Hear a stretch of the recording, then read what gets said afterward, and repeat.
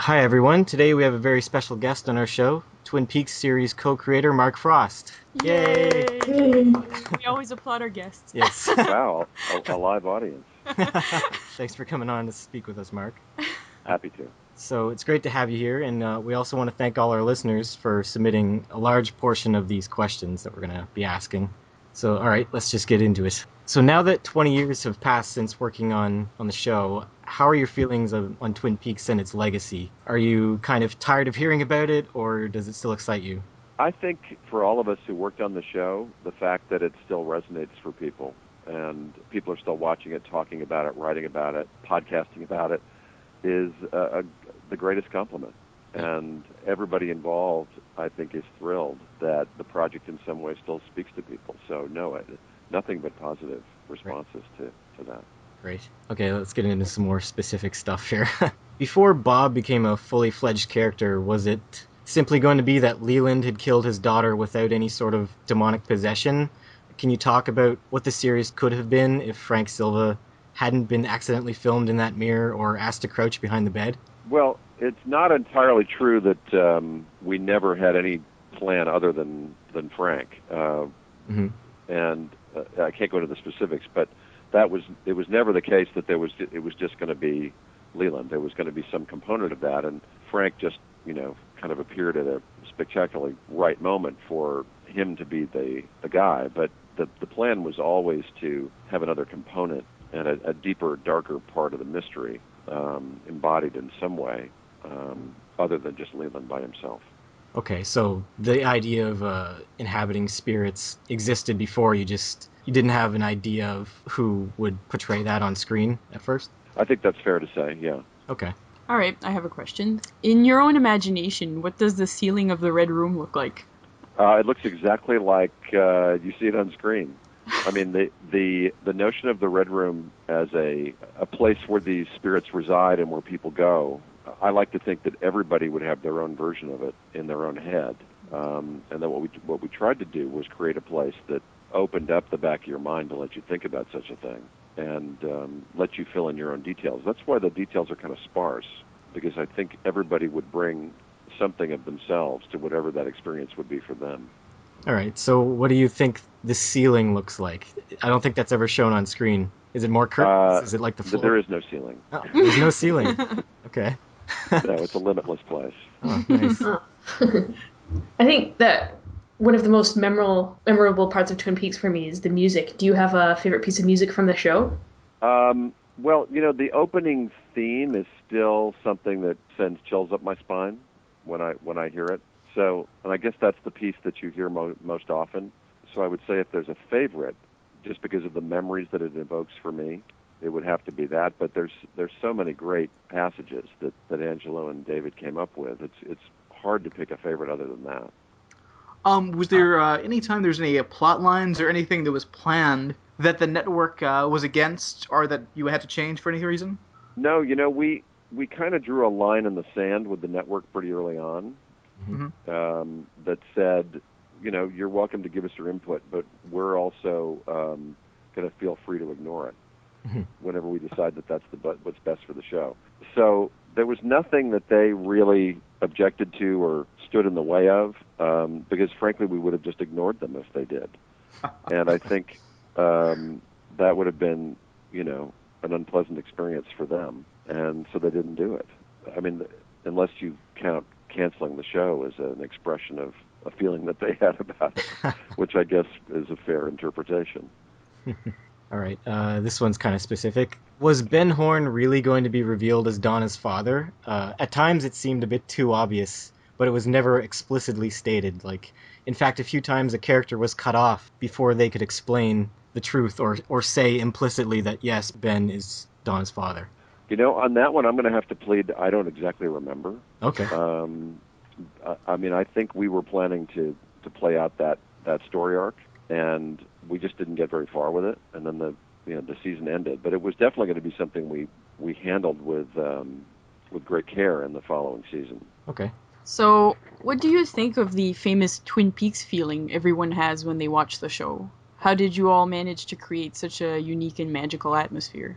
Well, a lot of that is the magic of David Lynch. I mean, we created it on the page together, but David, unlike very few directors I think who've ever worked, is a master at creating mood through the marriage of sound and image and feeling and performance. And I would attribute a lot of that to his masterful skills. I mean, I can't think of another director, with the exception of maybe Hitchcock, who had such an affinity for creating specificity of mood. And that was one of the real strengths of the show. And I would say, look to Mr. Lynch for the reason for that. Okay, going into some details about some characters, how mapped out was the Cooper-Audrey story arc? And was it the original intention of the series to end with Audrey in place of Annie? I don't remember how far we got into charting out that storyline. It was something that we considered, and it was something that we got into some issues about that were sort of behind the scenes.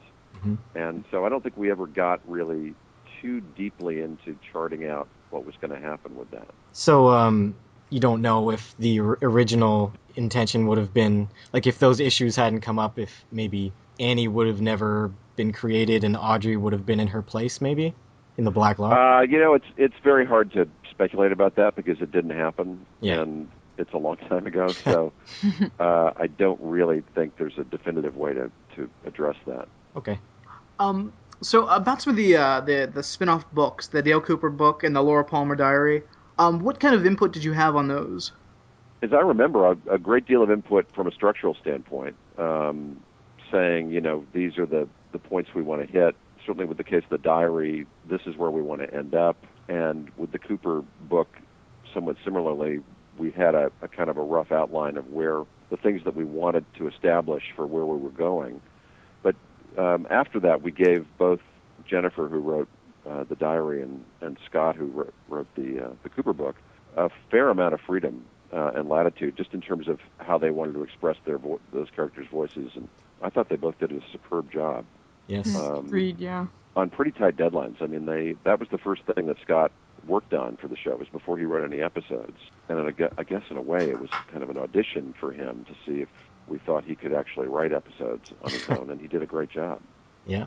Okay. So with the recent re-release of the Laura Palmer book, if that's, successful, would there be possibility of reissuing the Dale Cooper book? Yeah, I would say that is a possibility. We'll see how the response is. But you have to tell all your listeners to go buy it. Yes, we're actually reviewing it tomorrow. Oh, good. Okay. I mean, it's the same book. It's a new forward. The idea really was, we figured there were a whole bunch of people who, discovered the show recently, who didn't see it during its original run, and they might enjoy reading the book again because the book's been out of print for a while. Yeah. And so that was the main reason for bringing it back when we did. This one's very specific. There's an episode where there's a scene, it's near the end of the series, where Ben hears that distinctive mystical sound, and then he suddenly whips his head around, and it cuts before you get to see what he saw. Some people seem to think that he saw, like, the ghost of Josie or anything. Do you remember what that was intended to be exactly? I don't even remember the scene. Okay. That's fine. Do you know what episode it was in? I think it was 27. He just finished talking to Audrey, and then he heard the... It was in the hotel. It was in the hotel. He was in the hotel. Yeah. Yes. I'm stumped. That's I honestly don't remember what our intention was there. I'd have to look at the scene again, Okay. and maybe it would come back to me. Okay. So, it's known that you weren't involved in the prequel film, but do you have any idea of who the character of Judy was supposed to be? Recent theories put forward that it may be Josie's sister. I'm pretty sure it wasn't Josie's sister, Okay. but I think that's all I can say about it. All right. All right. Okay, so there was one episode where you played a small part as a television reporter. And so was that your idea to be in that episode, or? Yeah, I felt, we really needed something to save the episode, so I just jumped right in there. No, I come from a family of actors, so there's a little bit of ham bone in all of us. And we needed a character to update a situation, and I just jumped in and did it. But there's a funny little piece of trivia that I don't think anybody's ever spotted, and I'll reveal it to you here. In the movie that I wrote and directed, Storyville, with James Spader, I actually played the same character. Really? Yeah. At the end of the movie, there's a little scene with a TV reporter, and I play that. I decided to use the same name as a little Nice. Easter egg. Wow. That's cool. So that's, you can say you learned it here first. Awesome. Scoop. Awesome. And did you ever want to give yourself a bigger role, like David Lynch's Gordon Cole? No, I didn't like acting that much. I always felt that any job that required a man over the age of 35 to wear makeup should be looked at very hesitantly. So did you have any plans to participate in any of the planned sequels to Fire Walk with Me? Yeah, I mean, absolutely.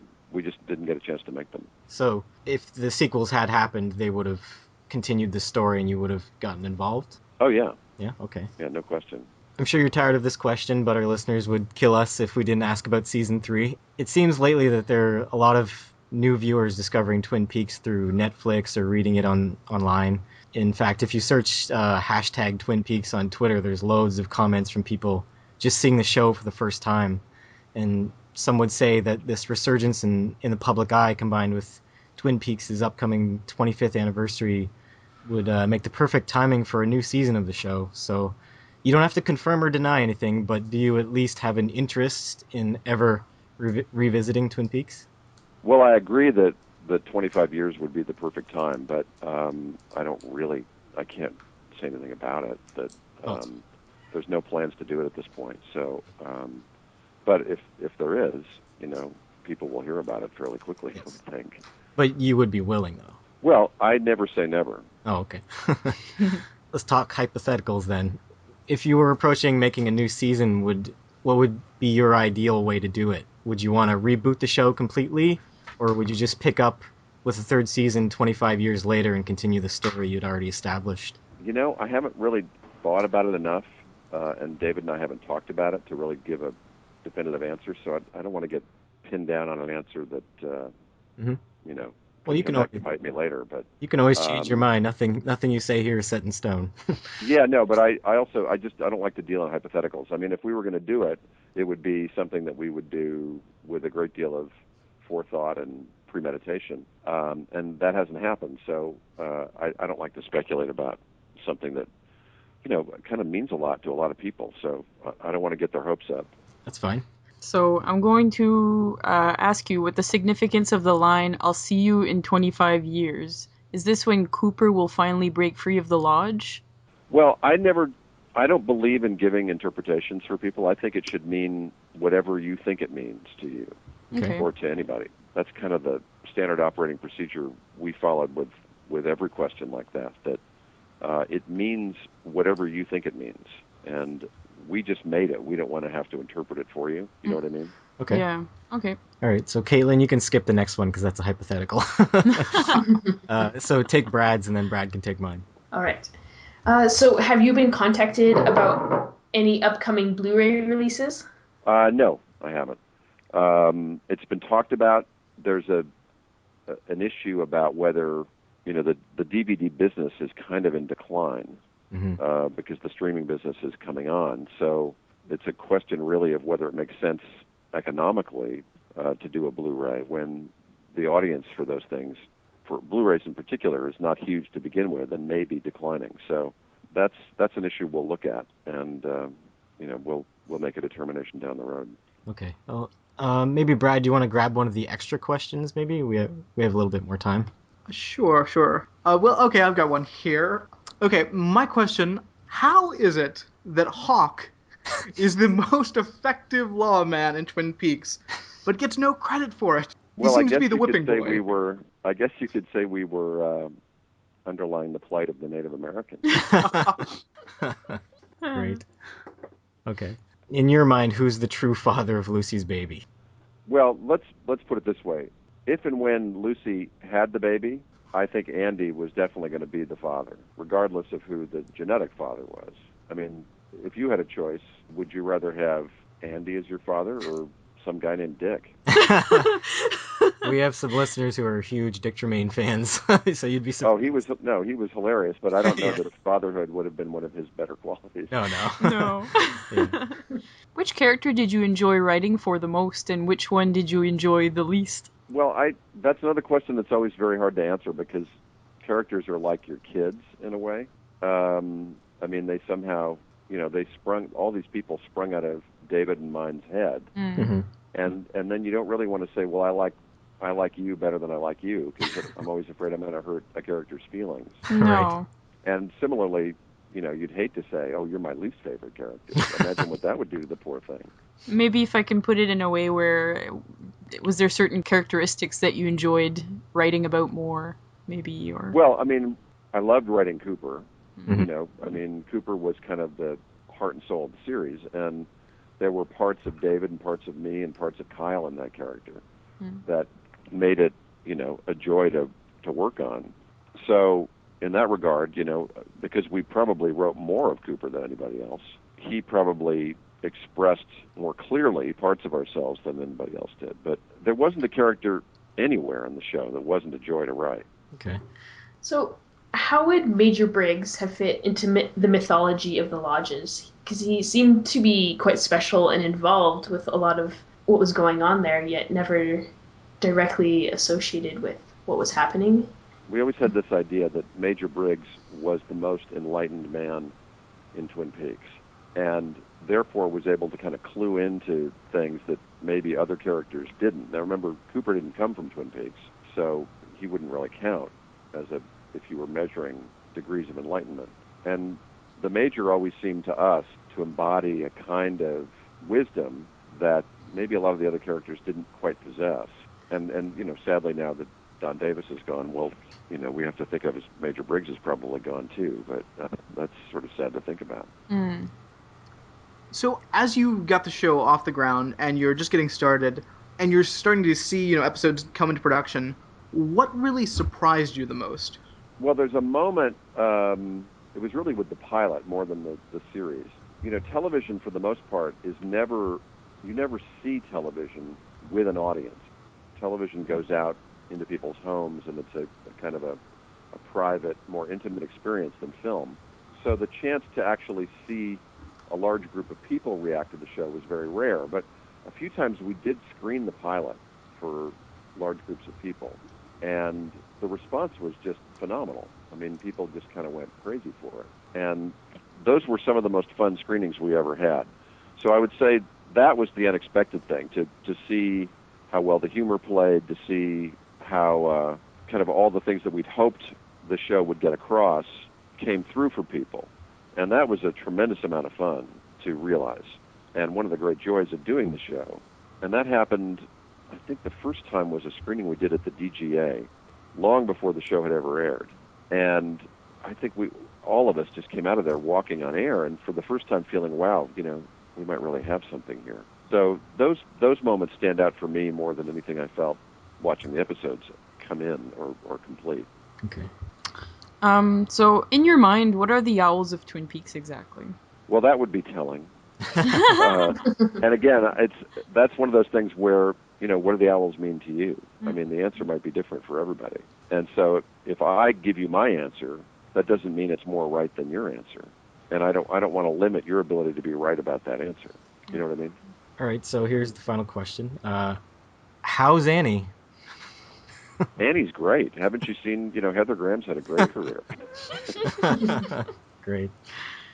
Okay, well, thanks very much for coming on and speaking to us. Oh, it's my pleasure. And do you have any projects coming up? Well, yeah, a few things. I've got a new series of books for the young adult market that are going to start coming out in September for Random House Children's Books. The first one is called The Paladin Prophecy, and it comes out on September 27th. And if you dug Twin Peaks, you will definitely dig this series. So keep an eye out for that. And if you want to follow what I'm up to or what's going on with me, you can always check into my Twitter account, which is @mfrost11. Or you could go to my website, which is by Mark Frost, bymarkfrost.com. Okay. And kind of everything I'm doing at any particular moment, you'll get some updates there. Great. Was there a lot of Mark Frosts on Twitter already? Is there significance to the number 11? There were a couple. I think that was why. And 11's kind of a lucky number, so I figured I'd go with it. Great. Okay, well, thanks for speaking to us. And it's raining down there, huh?